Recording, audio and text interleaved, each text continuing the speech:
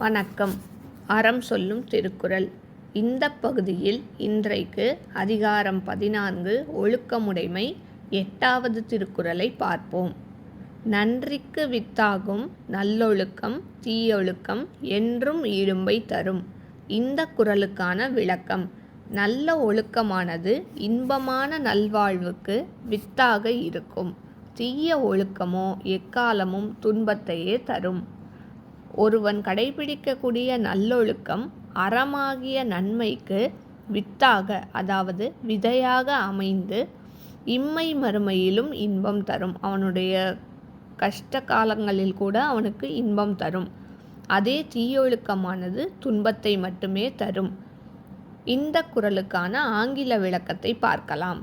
Virtue is the seed for virtue, which is blessings, while evil conduct, bad behavior, always cause misery.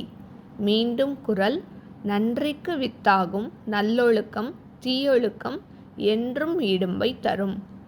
உங்கள் இல்ல குழந்தைகளின் மனதிலே தினம் ஒரு திருக்குறள் பதிய எங்கள் சேனலை சப்ஸ்கிரைப் பண்ணுங்க, லைக் பண்ணுங்க, ஷேர் பண்ணுங்க, கமெண்ட் பண்ணுங்க, சப்ஸ்கிரைப் பண்ணுங்க. நன்றி. மீண்டும் நாளை அடுத்த குறளில் சந்திப்போம்.